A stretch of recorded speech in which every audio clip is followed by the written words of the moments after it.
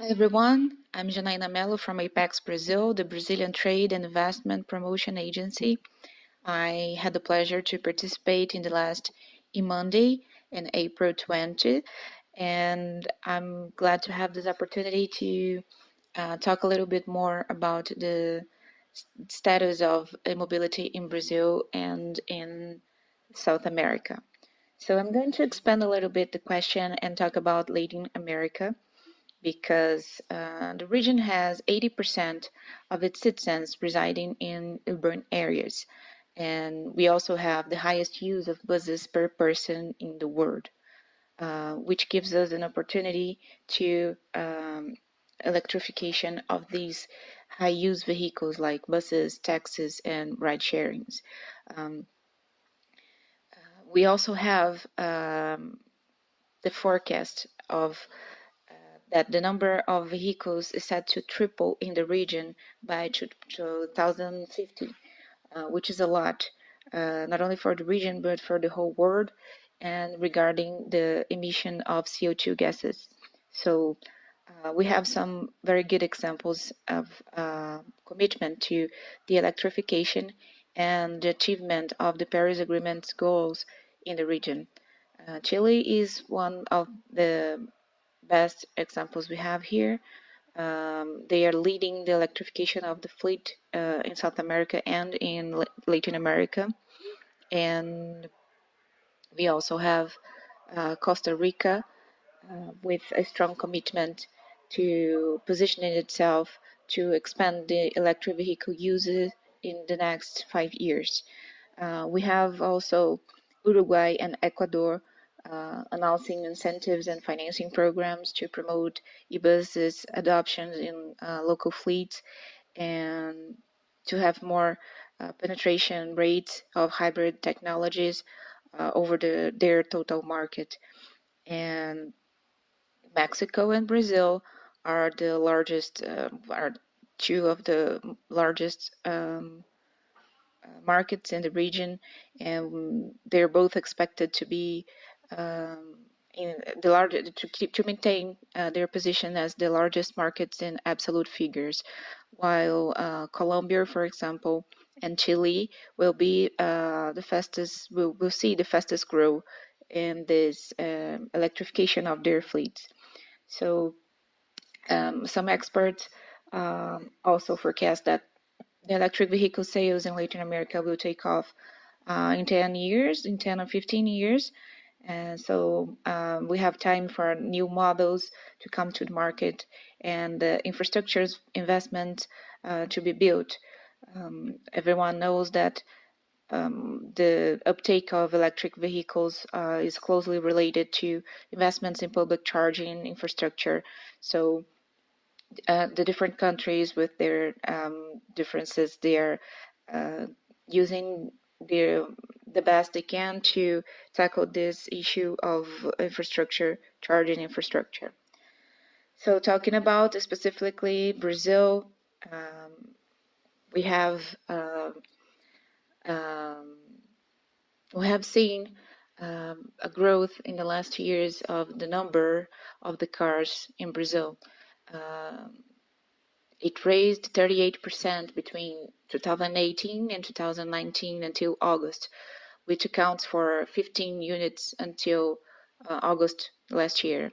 So this percentage is China percentage of growth, although the number itself is very small.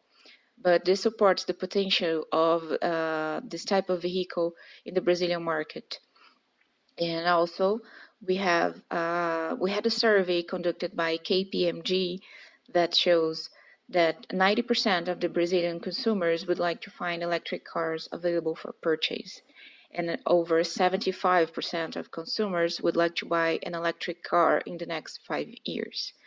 So the forecast for Brazil is that in 10 years, the electric vehicles will represent 5% of our fleet, which means 2 million vehicles. So I have to remind everyone that Brazil is a giant country, and any percentage means a lot. It's a high figure. So The solution that will prevail here must adapt to some factors that are intrinsic to our country. First of all, as I mentioned, the size. We are a continental country with huge differences between large metropolitan markets and small remote cities. And also the solution that prevails, we have to consider an established biofuel production chain for flex fuel and ethanol vehicles. So the types of electric vehicles that will have more potential to succeed in Brazil in the next years are BEV, PHEVs, and FCEVs, focused especially on ethanol and electric vehicles. I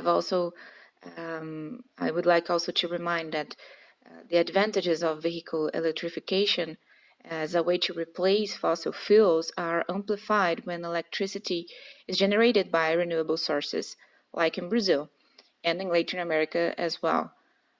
In Brazil, hydroelectric generation has a large share in the electricity matrix, and wind and solar power are growing considerably in the last years and are expected to keep growing in the next years.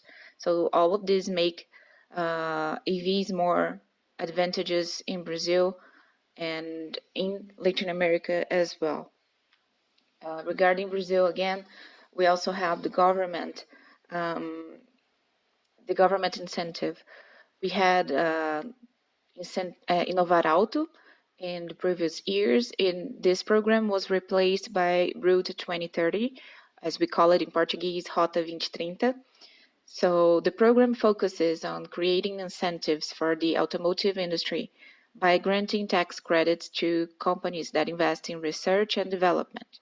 And among others, the main goals of the program are to increase investment in energy efficient resources, structural performance of vehicles, and availability of autonomous vehicle technology in the domestic market, to increase investments in R&D in Brazil, to foster production of new technologies that are aligned with global trends, and to promote the use of biofuels and alternative means of propulsion while valuing Brazil energy sources. And by these, they clearly talk about ethanol again. So the program applies specifically to auto companies investing actively in R&D, especially those creating technologies that boost energy efficiency within Brazil. So in addition to benefiting OEMs, the program also benefits directly the auto parts industry and other companies that operate in the supply chain of the industry in Brazil. Among the investments included in the tax incentive, expenditures with alternative powertrains, connectivity, mobility, logistic solutions, nanotechnology, big data, data analytics, and artificial intelligence can be included in the program. So the whole program is a certainly huge step forward and a clear indication from the government that expenditures with new technologies, directly or in partnership with startups or public and private research centers, are essential to guarantee the investment the industry has been making and should be intensified exponentially over the next years of the program. I know this question was not about our situation within the pandemic, but we believe that this scenario generated by the pandemic in the whole world will lead to change in the patterns of consumers. So we expect that people rethink pollution generated by cars and vehicles in general, and we expect this in Brazil too. So again, thank you very much for this opportunity. I would like to remind you that ApexBrasil works towards facilitating investment in Brazil, either with innovation partnerships or greenfield projects. We are present in 9 different offices around the world, and we are also linked to the Brazilian Ministry of Foreign Affairs. So this gives us access to 191 representations all over the world. We can help you with soft landing in Brazil and any other issue you might face to invest in Brazil. So thank you all. I believe you have my contact with people from the platform, and thank you again.